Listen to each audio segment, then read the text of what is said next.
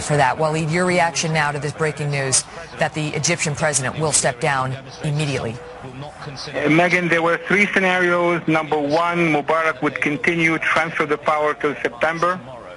The opposition did not accept that. There was option three.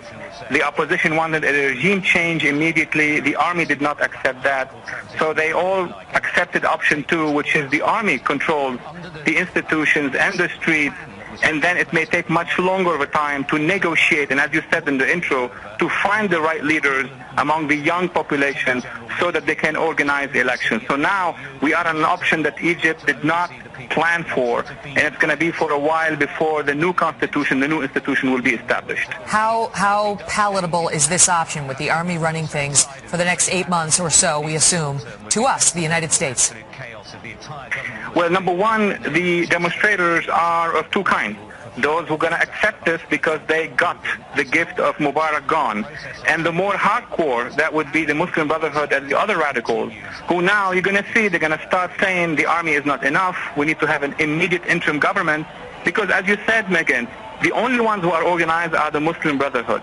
So it's up to the army to tell them, you've got to wait, we're going to get some engagement, we're going to form some sort of body, constitutional body, but the Muslim Brotherhood will be pressing to go forward to chapter 3 and 4 of the process. Walid, another news organization is reporting now, this is not confirmed by Fox News, that a source inside the president's office claims that the newly appointed vice president, Omar Suleiman, will take over. Again, this is not Fox News reporting, that the vice president, who was just appointed by Mubarak, will take over. That is not the same as the army taking over. And what we had heard from the crowds earlier, Walid, was that, at least for some of them, that was not going to be acceptable because this is a man who came out and said Egypt is not yet ready for a democracy. Well, that's news to the folks who are protesting in Tahrir Square. Well, basically you have here the final option is going to be the army at the end of the day, because even the vice president cannot rule Egypt without the army. Will the president of Egypt try to say, I am leaving, I'm leaving behind me the military council, and on top of them I will have my vice president to coordinate?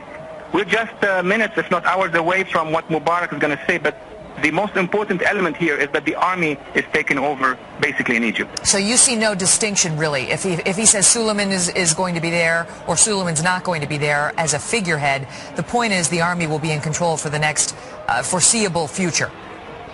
Exactly, because Suleiman basically will be protected by the army. If he carries any order, the army will have to carry it. It's going to only hinge on the more radical group within the opposition to say, we will accept the vice president or not.